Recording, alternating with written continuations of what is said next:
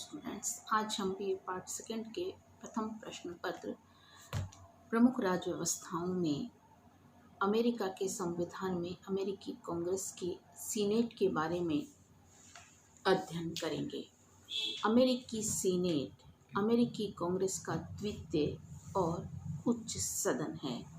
जैसा आपको पूर्ववर्ती व्याख्यान में बताया था कि ज़्यादातर देशों में जो उच्च सदन हैं वह शक्तिहीन होते हैं और निम्न सदन शक्ति संपन्न होते हैं, लेकिन अमेरिका में ऐसा नहीं है। यहाँ उच्च सदन शक्ति संपन्न है, यानी सीनेट की शक्ति प्रतिनिधि सदन से ज़्यादा है। इस सदन में संघ की इकाइयाँ यानी जो प्रांत हैं या राज्य हैं वो अपने दो प्रतिनिधि ये इसमें भेजते हैं। इसके सदस्य की योग्यताओं का निर्धारण विधान के द्वारा किया गया है, जिसके अंतर्गत यह माना गया है कि उम्र कम से कम 30 वर्ष हो, 9 साल तक अमेरिका का नागरिक रहा हो और वह उस राज्य का भी नागरिक हो जहां से वह चुनाव लड़ रहा है। पहले सीनेट के सदस्यों के चुनाव अप्रत्यक्ष होते थे, पर बाद में 17वें संशोधन के माध्यम से ये चुनाव अब प्रत्यक्ष होने लगे हैं, यानी जनता के द्वारा इसके सदस्यों को चुना जाता है। एक सदस्य का कार्यकाल 6 साल है। यह सदन पूरा भंग नहीं होता। 1/3 सदस्य हर 2 साल बाद कार्य मुक्त होते हैं। गण पूर्ति के लिए माना गया है कि अगर आधे से एक सदस्य अधिक उपस्थित होता है तो कोरम पूरा मान लिया जाता है। इसकी अध्यक्षता उपराष्ट्रपति के द्वारा की जाती है। जैसे भारत में राज्यसभा की अध्यक्षता उपराष्ट्रपति करता है, वैसे ही यहाँ भी अध्यक्षता उपराष्ट्रपति के द्वारा की जाती है। वह सदन की कार्यवाही का संचालन करता है, वाद विवाद को नियंत्रित करता है और अगर ज़रूरत पड़े तो उसे निर्णायक मत देने का अधिकार होता है। सीनेट के अधिवेशन 3 जनवरी से 31 जुलाई तक चलते हैं। ब्राइस का कहना है सीनेट राज्य में गुरुत्वाकर्षण का केंद्र है। एक ओर तो वह प्रतिनिधि सभा की लोकतंत्रात्मक असावधानी और धृष्टता पर और दूसरी ओर राष्ट्रपति की राजनीतिक महत्वाकांक्षा पर रोक लगाने वाली संस्था है। यानी यह एक ओर तो प्रतिनिधि सभा पर नियंत्रण लगाती है और दूसरी ओर यह कार्यपालिका को भी नियंत्रित करती है। सबसे पहले हम देखेंगे सीनेट की शक्तियाँ। पहली शक्ति है व्यवस्थापन संबंधी शक्ति। ज़्यादातर जगह द्वितीय सदन विधायी क्षेत्र में शक्ति शून्य होते हैं, लेकिन अमेरिका में सीनेट शक्ति संपन्न है। मुनरो का कहना है यह अमेरिकी कांग्रेस की समानपदी शाखा है, अधीनस्थ शाखा नहीं, और राष्ट्रीय कानून के निर्माण के कार्य में यह प्रतिनिधि सभा की साझेदारी है। साधारण विधेयक दोनों सदनों में किसी भी सदन में प्रस्तुत हो सकते हैं। विवाद होने पर दोनों सदनों की संयुक्त बैठक बुलाई जाती है। मतभेद को समाप्त करने में सीनेट की अधिक चलती है और अगर मतभेद समाप्त नहीं होते हैं तो विधेयक समाप्त हो जाता है। संवैधानिक संशोधन के संबंध में भी दोनों समान हैं। वित्त विधेयकों का प्रस्तुतिकरण प्रतिनिधि सदन में होता है, लेकिन सीनेट उसमें संशोधन कर सकती है, उसे अस्वीकृत कर सकती है। तो इस तरह से केवल उसकी पहली धारा को बदल नहीं सकती सीनेट वित्त विधेयक की, बाकी पूरा का पूरा वित्त विधेयक बदलने का अधिकार उसके पास है। नेक्स्ट है कार्यपालिका संबंधी शक्ति।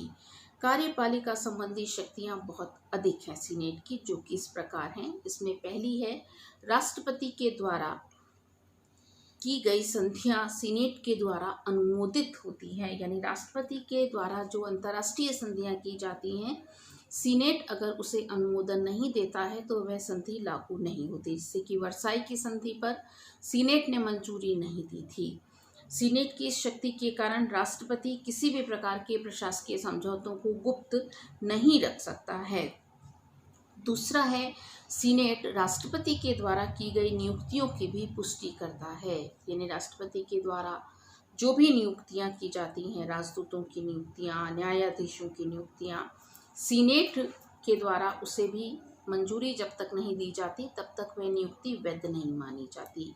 युद्ध की घोषणा कर सकती है सीनेट। नेक्स्ट है प्रशासकीय विभागों के विरुद्ध जांच करने की भी शक्ति इसके पास है। प्रशासकीय विभागों के विरुद्ध यह जांच कर सकती है और अंतिम निर्णय इस संबंध में कांग्रेस का ही होता है। इस तरह से हम यह मानते हैं कि कार्यपालिका क्षेत्र में सीनेट शक्ति संपन्न है। नेक्स्ट है न्याय संबंधी शक्ति।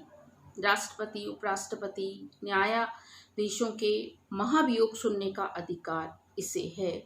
तो यानी जो महाभियोग प्रतिनिधि सभा लगाती है वो महाभियोग सही रूप में लगाया है या नहीं, इसकी सुनवाई भी इसी के द्वारा की जाती है। नेक्स्ट है पदाधिकारियों का चयन। अपने लिए जो पदाधिकारी हैं उनका चयन यह करती है। नेक्स्ट है संघ में नए राज्यों के प्रवेश को स्वीकृति देना। अगर संघ में कोई नया राज्य शामिल होना चाहता है तो उसके प्रवेश को भी यह स्वीकृति देता है। इस तरह से कुछ शक्तियां सीनेट की हम देखते हैं। नेक्स्ट है सीनेट की शक्ति का आधार और कारण। यानी सीनेट द्वितीय सदन होने के बावजूद भी द्वितीय श्रेष्ठ सदन क्यों है, इसके कुछ कारण हैं। पहला है संविधान निर्माताओं की इच्छा। संविधान निर्माता चाहते थे कि राष्ट्रपति निरंकुश नहीं बने, इसीलिए उन्होंने सीनेट को शक्ति संपन्न बनाया।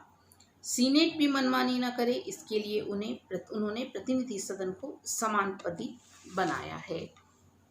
दूसरा है प्रतिष्ठित सदन और प्रभावशाली मंच। चूंकि यह राज्यों का प्रतिनिधित्व करता है, इसीलिए यह प्रतिष्ठित सदन है और एक प्रभावशाली मंच के रूप में देखा जाता है। नेक्स्ट है राष्ट्रपति के बाद यही प्रभावशाली मंच है। यानी जितनी बात राष्ट्रपति की सुनी जाती है उतनी ही सीनेटर्स की भी सुनी जाती है।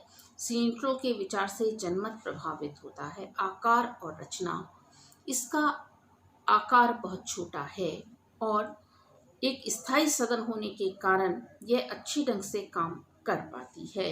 दलीय नियंत्रण का अभाव, इसमें दलीय नियंत्रण नहीं है, यानी इसके सदस्य किसी भी दलीय नियंत्रण से बंधे हुए नहीं हैं। इसके कारण सीनेट के जो सदस्य हैं वो स्वतंत्रता का अनुभव करते हैं। नेक्स्ट इसकी शक्ति इसलिए भी है क्योंकि इसके पास प्रत्यक्ष कार्यपालिका शक्तियां हैं। यह राष्ट्रपति की कार्यपालिका शक्तियों में प्रत्यक्ष हिस्सा लेता है। संधि, नियुक्ति आदि कार्य इसके द्वारा किए जाते हैं। नेक्स्ट है संसदात्मक प्रणाली का अभाव। अमेरिका में संसदात्मक शासन नहीं है, अमेरिका में अध्यक्षात्मक शासन है। संसदात्मक शासन में निम्न सदन अधिक शक्ति संपन्न होता है क्योंकि प्रधानमंत्री और मंत्रिमंडल निम्न सदन में से लिए जाते हैं और उसके प्रति उत्तरदायी होते हैं। लेकिन यहाँ तो उत्तरदायित्व है ही नहीं, तो इसलिए भी यह उच्च सदन शक्ति संपन्न है। नेक्स्ट है नियंत्रण और न्यायिक शक्तियाँ। यह नियंत्रणकारी शक्ति लगाता है, राष्ट्रपति को रोकता है, प्रधानमंत्री को रोकता है, तो इस रूप में यह शक्ति संपन्न है। नेक्स्ट है एकता। इसके सदस्य एकता से कार्य करते हैं, जियो और जीने दो की नीति को मान्यता देते हैं। जब कभी राष्ट्रपति और प्रतिनिधि सदन इसकी उपेक्षा करते हैं तो इसके सदस्य एक होकर इनका सामना करते हैं। तो इस तरह से ये कुछ कारण हैं जिनके कारण हम यह मानते हैं कि सीनेट द्वितीय सदन नहीं, सीनेट द्वितीय श्रेष्ठ सदन के रूप में दिखाई देता है। नेक्स्ट है सीनेट का मूल्यांकन। पहले हम देखेंगे इसके पक्ष में तर्क। पहला तर्क है सीनेट राष्ट्रपति पर अंकुश लगाता है। इसकी बहुत बड़ी ताकत यह है कि यह राष्ट्रपति को तानाशाह होने से रोकता है क्योंकि राष्ट्रपति व्यवस्थापिका के प्रति उत्तरदायी नहीं है, तो ऐसे समय में यह राष्ट्रपति को नियंत्रित करता है। दूसरा इसकी अच्छाई है कि यह प्रतिनिधि सदन को भी नियंत्रित करता है। प्रतिनिधि सदन कोई जल्दबाजी में निर्णय ले दे, प्रतिनिधि सदन सही तरीके से निर्णय न ले, तो उसे भी रोकने का काम यह करता है। तो इस तरह से ये कुछ पक्ष में तर्क इसके दिए जाते हैं। नेक्स्ट है इसके विपक्ष में तर्क। पहला तर्क है सीनेट धनी वर्ग का क्लब है, यानी अमेरिका का जो धनी वर्ग है उसका यह क्लब है, यह पूंजीपतियों का प्रतिनिधित्व करता है। दूसरा है राष्ट्रपति को नीचा दिखाने के लिए अपने अधिकारों का दुरुपयोग। जब सीनेट में दूसरा दल का वर्चस्व होता है, जिस मान लीजिए अमेरिका का राष्ट्रपति रिपब्लिकन पार्टी का है और डेमोक्रेटिक पार्टी का वर्चस्व सीनेट में है, तो उस समय सीनेट अपने अधिकारों का दुरुपयोग कर सकती है। नेक्स्ट है सीनेट में सभी राज्यों के 2-2 सदस्य। ये स्थिति लोकतंत्र के प्रतिकूल है। आलोचक मानते हैं कि प्रतिनिधित्व जनसंख्या के आधार पर होना चाहिए और यहाँ समानता के आधार पर है। नेक्स्ट है सीनेट अधिकार होने पर भी अनुत्तरदायी है। सीनेट के पास इतनी सारी शक्तियां हैं लेकिन वो ना तो राष्ट्रपति के प्रति उत्तरदायी है, ना वो प्रतिनिधि सभा के प्रति उत्तरदायी है। यह स्थिति भी अनुचित है। तो इस तरह से कुल मिलाकर ये कुछ कमियां हम देखते हैं सीनेट में, लेकिन निष्कर्ष पर हम जिस पर पहुंच सकते हैं वो ये है कि सीनेट ब्रिटेन की राजनीतिक व्यवस्था में महत्वपूर्ण भूमिका निभाता है और हम इस सदन को अमेरिकी व्यवस्था में एक महत्वपूर्ण सदन के रूप में देखते हैं। धन्यवाद।